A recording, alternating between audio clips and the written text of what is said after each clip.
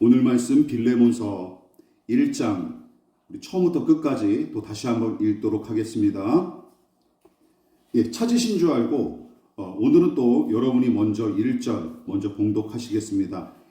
읽어보시겠습니다. 시작.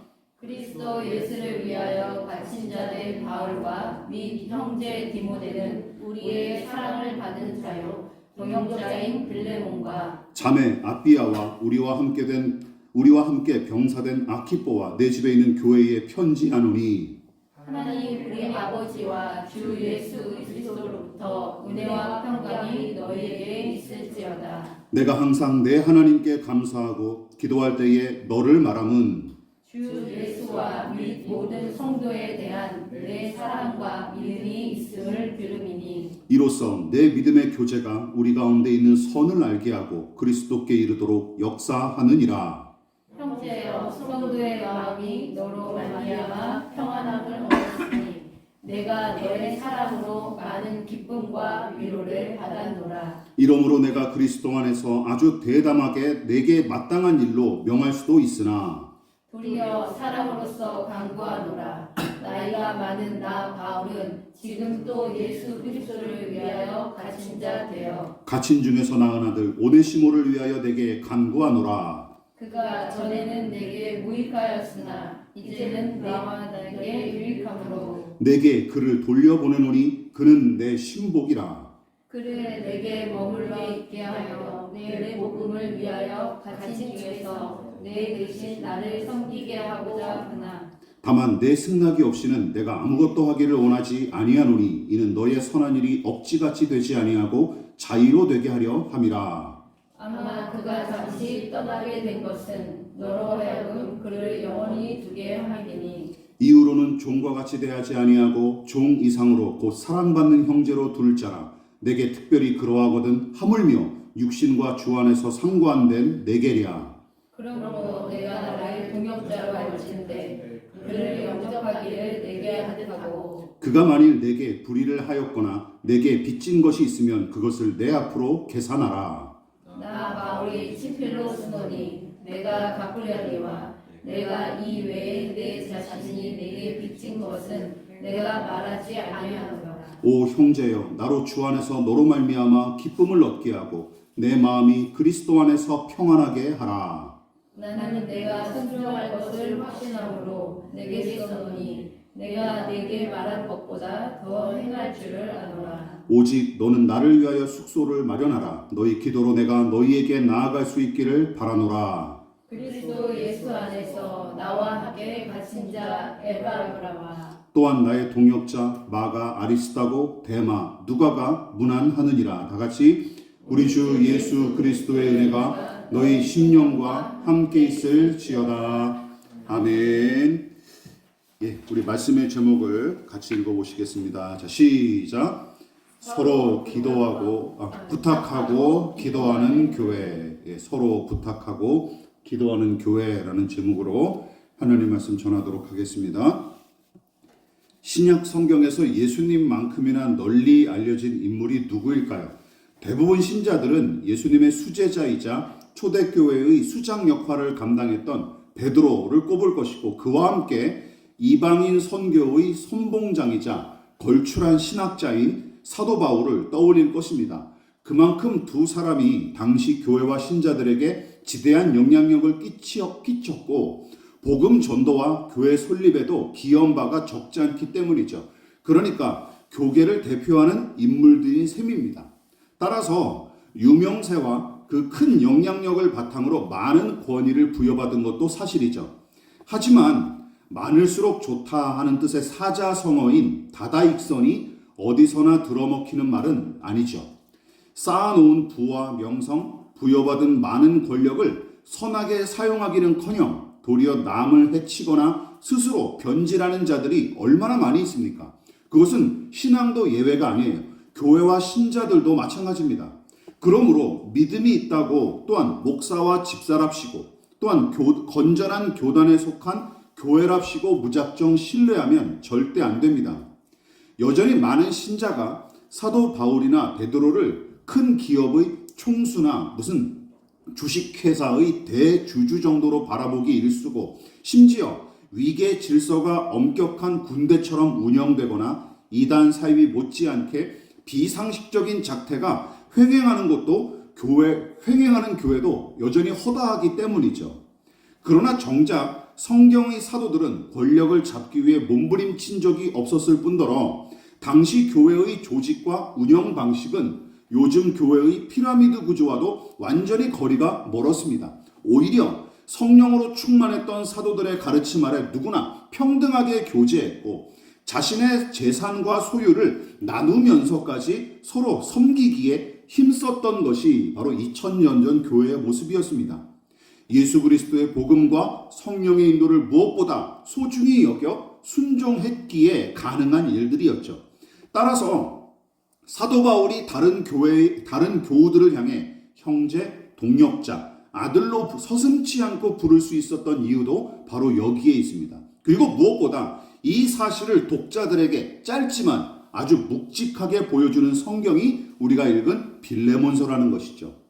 지난번에 제가 말씀드렸었죠. 이사야의 예언처럼 낮은 골짜기는 메워지고 높은 산은 낮아지는 것입니다. 낮은 자는 높아지고 높은 자는 낮아짐으로 모든 사람이 동일한 하나님의 자녀와 백성으로서 어깨를 나란히 하는 곳, 거기가 바로 예수님이 함께 하시고 예수님의 통치를 실현하는 곳이라는 것이죠. 그리고 그 특징과 성격이 완연하게 펼쳐질 나라가 바로 하나님 나라라는 것입니다.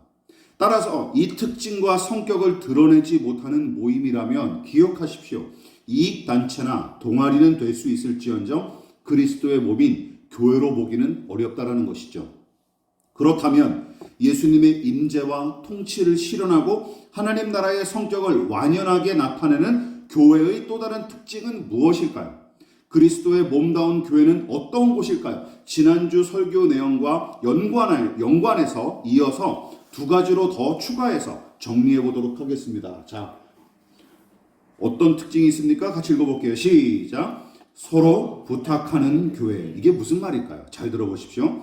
오직 삼위일체 하나님만 높이고 모든 신자가 하나님의 백성으로서 동등하게 대접받는 교회라면 개인 간의 소통은 물론이고 의사결정도 평등한 관계 안에서 이루어지기 마련입니다. 자, 그러니까 잘 들어보십시오. 소통하는 방식과 태도가 바로 그 단체의 성격을 규정한다고 볼 수 있는 거예요. 만일 어떤 모임이 우두머리 한 사람의 의견과 결정에 좌지우지되고 거기에 절대 복종을 요구한다면 여러분 기억하십시오. 물론 그렇게 해서 효율성을 극대화해서 이유를 내는 것은 상관이 없는 것이죠. 그렇지만 아무리 교회 간판을 내세웠을지라도 이런 식으로 운영되는 곳은 위계 질서가 엄격하게 적용되는 수직적 조직에 불과합니다. 다시 말해 교회는 아니라는 것이죠. 즉 독재국가나 사이비 단체와 다를 바가 없습니다. 물론 교회가 수평적 구조로만 이루어진 모임은 아니에요.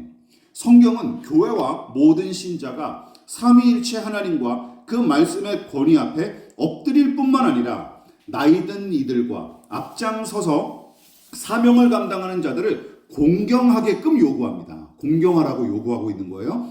그러나 똑같이 예수의 피로 거듭나고 그리스도의 몸인 교회로 부름을 받은 신자들이라면 누구나 동등하게 대접받고 서로 존중하는 것은 교회 안에서 지극히 자연스럽고 당연하게 이루어지는 일이다라는 것이죠. 여러분 본문에서도 그 사실이 여실히 드러납니다. 오네시모와 디모데가 바울을 영적인 아버지로 여기고 섬겼듯이 빌레몬도 그들처럼 바울을 공경하고 따랐을 것입니다. 또한 반대로 본문에는 바울이 빌레몬을 아들로 부른 기록이 없지만 분명히 바울은 빌레몬도 복음으로 낳은 아들로 보고 디모데만큼이나 아꼈던 게 틀림없어요. 그래서 단호한 어조로 명령한 부분도 어렴풋이 나타나지만 자신의 권위만으로 그를 찍어 누르거나 군대 상관처럼 명령한 부분이 별로 드러나질 않습니다. 도리어 빌레몬을 형제이자 동역자로 바라보고 부탁한 내용이 더 많은 분량을 차지해요. 제가 찾은 분량만 이렇습니다. 자, 눈으로 한번 보십시오. 여러분 어떤 생각이 드십니까? 근데 여기서 개역개정 성경에 약간 좀 아쉬운 점이 드러나요. 그게 뭔지 아십니까? 모든 말씀을 반말투로 번역을 했다라는 것이죠. 명령조. 반말투와 명령조로 번역한 게 이 개역개정 성경의 가장 큰 맹점 중에 하나예요.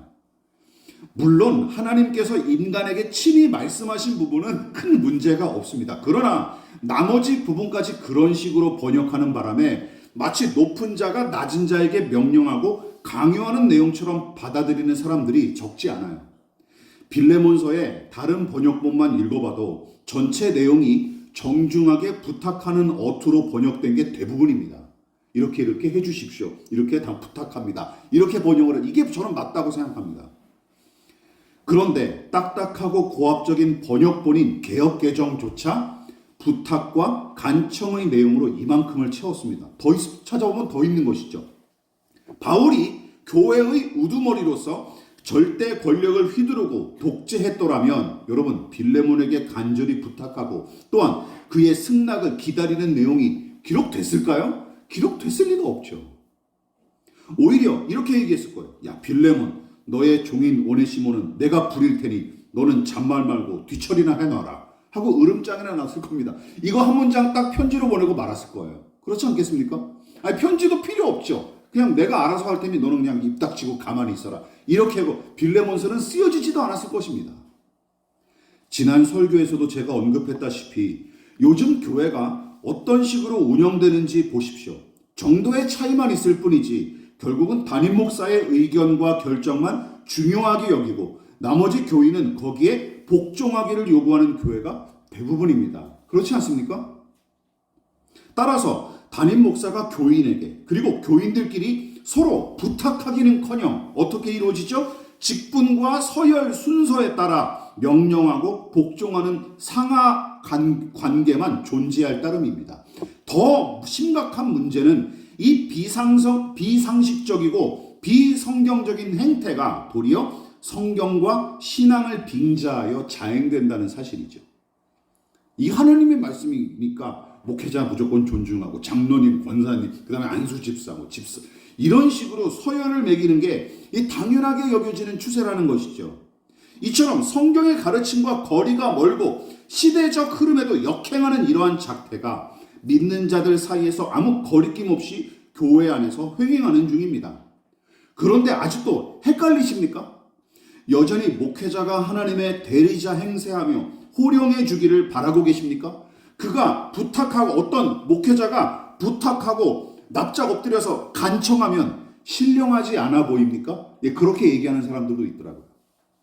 목회자가 카리스마가 있어요. 영적인 카리스마가 있어서 이렇게 호령하고 이게 참 밀고 나가야지. 뭐 무슨 부탁하고 간청을 하냐. 이게 누군가 저에게 했던 말이에요. 예. 성경을 보고 우리가 다시 한번 확인하십시다. 우리 몇 가지만 골라서 읽어볼까요? 골로새서 3장 16절 같이 읽어볼게요. 시작. 피차 가르치며 권면하고 맨 마지막 로마서 12장 10절 시작. 서로 우애하고 존경하기를 서로 먼저 하여. 여러분 위의 말씀은 일부분에 불과합니다. 신약 성경은 서로 피차 가르치고 권면하고 복종할 것을 요구해요.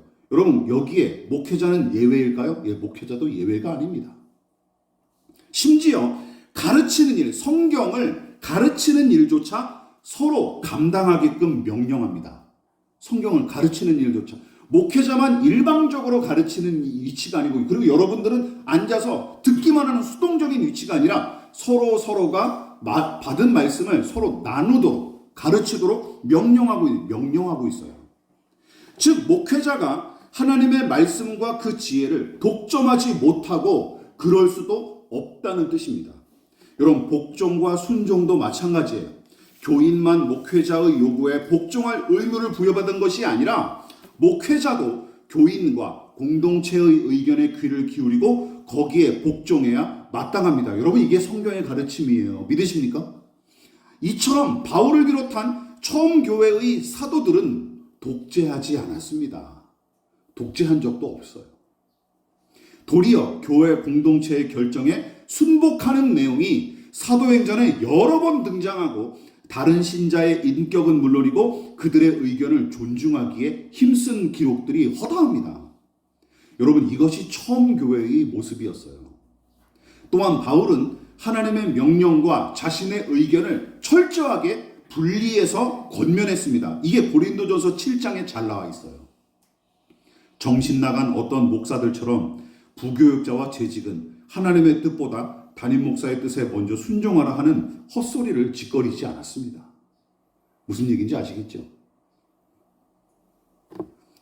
자, 여기서 다시 한번 정리해 보십시다. 어떤 교회가 신령한 교회일까요? 성령으로 충만한 교회는 어디일까요? 우두동에 있는 뼈해장국 집처럼 점심때 사람이 미어 터지는 곳이 신령한 곳일까요? 예, 맛이 좋아서 가성비가 좋아서 거기 사람들이 가는 거지 신령해서 가는 거겠습니까? 교회도 마찬가지예요. 성령으로 충만한 교회는 어디입니까? 누구나 한 상에 둘러앉아 밥을 먹고 어깨를 나란히 하는 곳, 상대방의 의견에 귀를 기울이고 서로 존중하는 것. 도덕을 얘기하는 게 아닙니다. 필요한 것이 있으면 정중하게 부탁하고 상대방이 받아들일 때까지 기다리는 곳. 여러분, 이게 성령께서 운행하시는 교회의 모습이라는 것이죠. 상명하복의 의무는 기억하십시오. 오로지 하나님 앞에서만 필요한 것이지 믿음의 사람들끼리는 여러분 기억하십시오. 서로 존중하고 섬겨야 마땅합니다. 믿으십니까? 이게 교회가 돌아가는 모습이 되어야 된다는 것이죠. 이러면 교회가 쉽게 운영이 될까요? 아니요. 더 어렵습니다. 더 어렵습니다. 겪어봐서 아시지 않습니까? 저와 여러분들이 더 어렵습니다. 더 모이기가 힘듭니다. 왜? 사람들은 그냥 목사가 결정해 주기를 바라거든요. 그리고 목사가 그냥 맹목적으로 멱살을 끌고 잡아주기를 이끌거든요. 근데 나중에 보면 그게 유익이 하나도 없더라고요. 담임 목사의 명령에 일사불란하게 움직이고 그의 결정이 다 옳다고 믿으며 맹목적인 충성을 바치는 곳, 여러분 거기는 교회가 아니라 군대나 사이비 집단에 불과하다는 사실을 명심하시기를 부탁을 드리겠습니다. 두 번째, 그럼 교회는 어떤 특징을 또 지니고 있을까요? 같이 읽어보겠습니다. 시작. 서로 기도하는 교회. 예, 서로 기도하는 교회가 건강한 모습의 교회라는 것이죠. 여러분, 바울은 빌레몬을 설득하려고 애썼을 뿐 자기 뜻을 강제하거나 강요하지 않았습니다. 빌레몬은 이미 좋은 믿음을 소유한 인물이지만 바울은 이 사람이 좀 더 높은 믿음의 수준에 이르기를 바랐고 오네시모에 관한 문제는 그것을 위해서 숙제로 남겨놨을 뿐입니다. 즉 그저 부탁하고 당부한 게 전부예요. 왜냐하면 빌레몬도 바울과 똑같이 믿음으로 거듭난 사람이고 바울 못지않게 동등한 하나님의 자녀이자 그분의 백성이기 때문이죠. 부모들이 자꾸 제 나이 때 부모들이 자꾸 실수하는 게 뭔지 아십니까? 자녀들을 아직도 애 취급한다는 거죠. 그렇죠. 20살이 넘고 이제 10대 후반이 다 됐는데도 애들을 여전히 그냥 애 취급하는 거죠. 그래서 야, 너네 생각은 썩었고 아직 어리숙하고 그냥 부모의 말에 무조건 복종해야 돼. 이제 이런 식으로 저의 나이 때 그리고 저보다 더 연배가 높은 이제 부모들이 그런 실수를 자주 한다는 것이죠. 근데 교회도 그런 식으로 돼버리면 곤란합니다. 여러분, 그런데 서로를 동등하게 바라보는 이 가치관은 상대방에 대한 태도 정도로 그치지 않아요. 여러분, 이 원리는 기도에도 똑같이 적용이 됩니다. 그러니까 처음 교회는 사도들의 기도를 더 우월하게 여기거나 평범한 신자의 기도는 열등하게 취급하지도 않습니다. 다시 말해서 바울이 사도인 까닭에 그의 기도를 더 신령하게 여겨 축혀 세우지 않았다라는 것이죠. 반대로 또한 평범한 교인들의 기도는 사도들의 기도보다 수준 낮게 여기며 하대하거나 그저 소소한 문제를 해결할 때만 필요한 거로 생각하지도 않았습니다. 기억하십시오. 바울이 기도를 독점한 모양새도 여기 본문에서는 전혀 찾아볼 수가 없어요. 물론 바울은 영적인 스승이자 사도로서 빌레몬과 교회를 위해 마음껏 기도하고 축복했습니다. 우리 같이 읽어볼까요? 3절 4절 시작. 은혜와 평강이 너희에게 있을지어다. 내가 항상 내 하나님께 감사하고 기도할 때 너를 말하면 24절 시작. 우리 주 예수 그리스도의 은혜가 너희 심령과 함께 있을지어다. 예, 그렇죠. 그들을 마음껏 축복하고 기도했습니다. 그러나 축복 기도는 바울의 전유물이 아니었습니다. 오히려 그도 빌레몬과 골로새 교인들에게 도움을 구하며 기도해 주기를 부탁했죠. 다시 말해 바울은 사도랍시고 고고한 체하거나 신령한 척하지 않았습니다. 여느 사람과 다를 바 없이 누군가의 기도가 필요한 사람임을 인지했고 그러기에 교우들이 그를 위해 기도해 주기를 간절히 바랐어요. 22절을 같이 볼까요? 시작. 너희 기도로 내가 너희에게 나아갈 수 있기를 바라노라. 여러분, 이처럼 바울과 빌레몬 그리고 골로새 교인들은 서로를 위해 기꺼이 기도했고 상대방에게 그 기도를 부탁하는 일에 전혀 거리낌이 없었습니다. 여기에 드러난 바울의 태도는 우리에게 두 가지 교훈을 던져줍니다. 어떻게 바울은 이렇게 기도할 수 있었을까요? 첫 번째, 바울은 자신의 한계와 약함을 기꺼이 인정했기에 형제들에게 거리낌 없이 기도를 부탁할 수 있었던 거예요.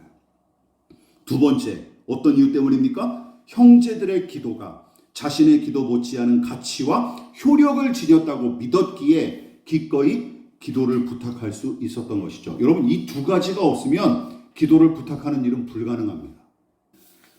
여러분, 교인들을 위해 기도하는 사도를 위해 기도하는 교인들, 이처럼 동등한 입장에서 서로 돕는 사람들의 모임이 당시 교회였는데 단지 물질을 나누는 부분만이 아니라 영적인 영역에서도 이 원리가 고스란히 적용됩니다. 여러분, 바울과 에베소 교회만이 아니에요. 당시 교회가 대부분 그러했습니다. 왜냐하면 서로 기도하라 하는 명령은 물론이고 교인들에게 기도를 부탁하는 내용이 사도들의 편지에 신약 성경에 여기저기 무수하게 등장하기 때문이죠. 대표적인 예로 우리 고린도후서와 야고보서 같이 한번 읽어볼까요? 시작. 너희도 우리를 위하여 간구함으로 도우라. 야고보서 5장 16절 시작. 너희 죄를 서로 고백하며 병이 낫기를 위하여 서로 기도하라.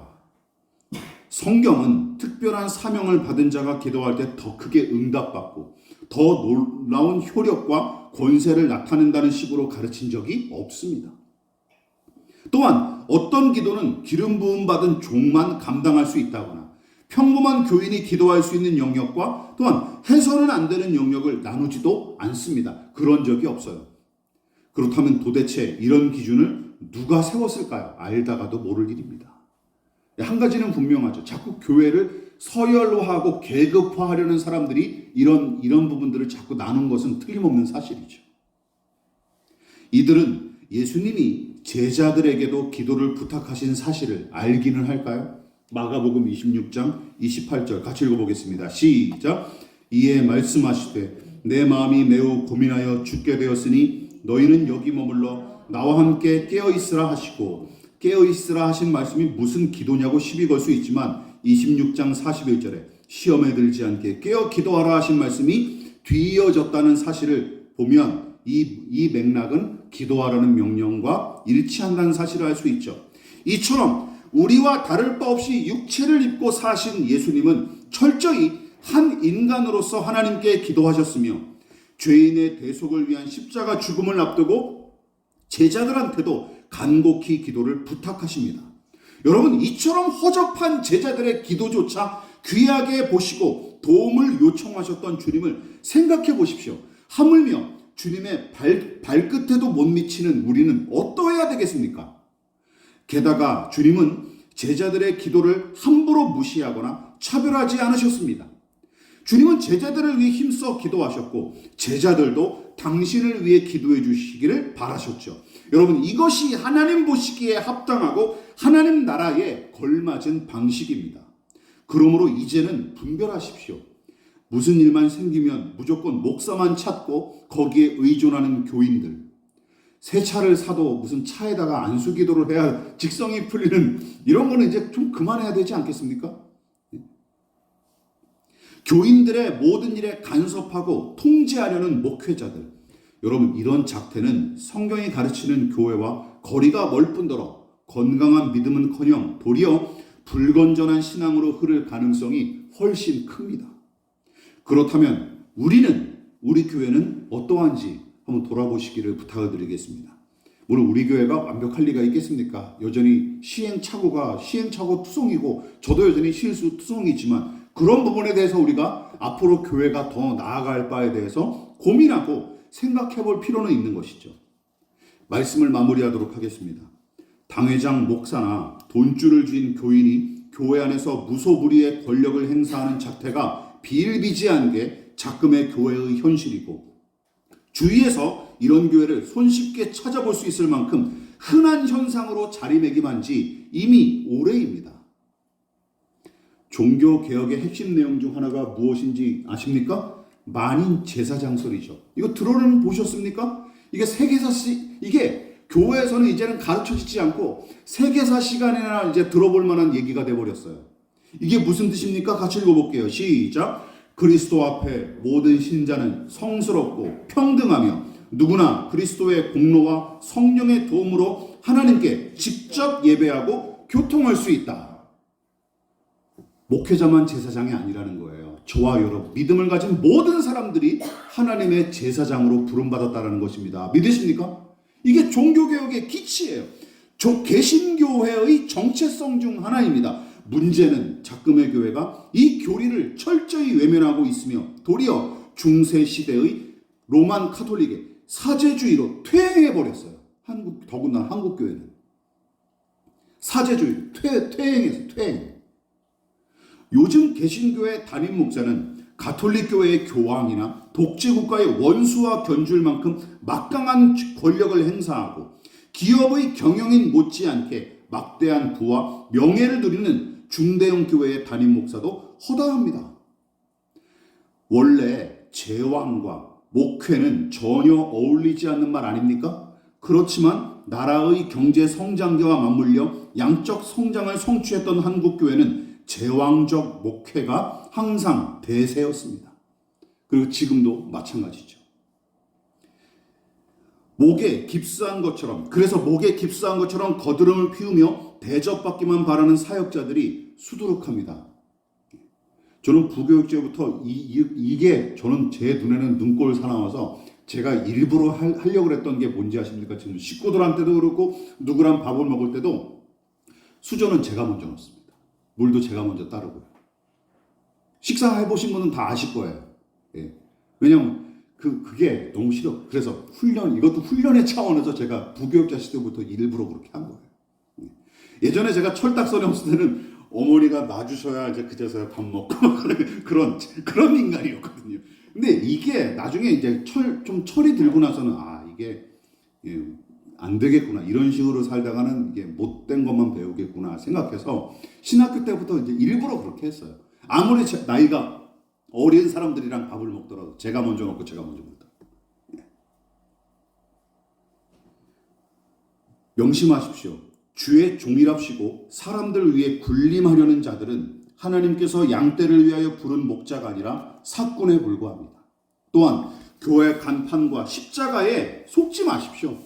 목사의 명령이랍시고 복종만 강요하는 곳입니까? 또한 목사만 특별하게 대접할 뿐이고 나머지 교인의 의견과 권리는 외면당하거나 묵살당하기 일수입니까? 여러분, 그것은 교회가 아니니 얼른 빠져나오십시오. 얼른 빠져나오십시오. 사도 요한이 천사를 통해 하나님의 계시를 받은 후 이번에는 그가 천사를 경배하기 위해 엎드렸더니 그 임한 천사가 손사래를 치며 사도 요한을 뜯어말리는 내용이 계시록 19장에 나옵니다. 뭐라고 얘기합니까? 같이 읽어볼게요. 시작. 내가 그 발 앞에 엎드려 경배하려 하니 그가 나에게 말하기를 나는 너와 및 예수의 증언을 받은 내 형제들과 같이 된 종이니 삼가 그리하지 말고 오직 하나님께 경배하라. 요한계시록에 계시를 전해준 천사가 뭐라고 얘기한 거예요? 사도 요한이 계시로 받은 말씀이 너무 귀하고 감사하니까 그 나타난 천사에게 엎드려 절을 하려고 그랬던 거예요. 그러니까 천사가 뭐라고 그러는 거예요? 야야야, 경배해야 될 분은 오직 하나님이시지 내가 아니다 라고 한 것이죠. 천사답지 않습니까? 이게 하나님의 종다운 모습이죠. 요한은 얼떨결에 계시를 전한 천사를 경배하려고 엎드렸으나 도리어 천사는 그를 일으켜 세우며 하나님을 경배하도록 이끕니다. 여러분, 우리의 신앙이 이러해야 마땅합니다. 믿으십니까? 특별히 목회자라면 더 이러해야 마땅합니다. 말만 형제 자매로 부르지 말고 동등한 하나님의 자녀로서 서로 존중하고 사랑하십시다. 성경의 가르침과 상관없이 서열을 매기는 작태와 직분의 계급화야말로 기억하십시오. 이것이 마귀다운 작태임을 명심하십시다. 왜요? 성경이 가르치도 않은 내용이거든요. 그리고 힘써 분별하시고 이런 일들이 벌어진다면 저항하십시오. 저항하십시오. 개신교가 뭡니까? 프로테스탄트 아닙니까? 저항이라는 단어가 들어있는 거예요. 이 개신교회라는 이 의미 자체가. 다시 강조합니다. 교회란 무엇일까요? 마지막으로 잘 들어보십시오. 골짜기는 메워지고 산은 낮아지는 것. 한 아버지의 자녀이자 같은 형제자매로서 어깨를 나란히 하고 소통하는 것. 고압적인 명령 대신 정중한 부탁이 오가는 것. 너와 나의 약함을 진솔하게 인정하고 서로에게 기도를 부탁하며 함께 세워가는 곳이죠. 그리스도인이십니까? 예, 그렇다면 언제 어디서든 사람에게 무릎 꿇지 마십시오. 믿으십니까? 사람에게 무릎 꿇지 마십시오. 그가 대통령이든 대형교회의 목회자든 관계없습니다. 어떤 연예인이 인터뷰한 내용이 오늘 설교의 맥락과 딱 어울립니다. 뭐라 그랬어요? 나보다 높은 사람이 없고 나보다 낮은 사람도 없다. 아우, 멋있는 말 아닙니까? 나보다 높은 사람도 없지만 나보다 낮은 사람도 없다. 누구든지 동등하게 대접하겠다라는 것이죠. 존중하고. 성경이 부여한 영광스러운 신자의 자격과 자긍심이 무엇인지 오늘 이 시간 다시 한번 생각해 보시고 이 내용을 절대 놓치지 마시기를 진심으로 축원을 드리겠습니다. 기도하겠습니다.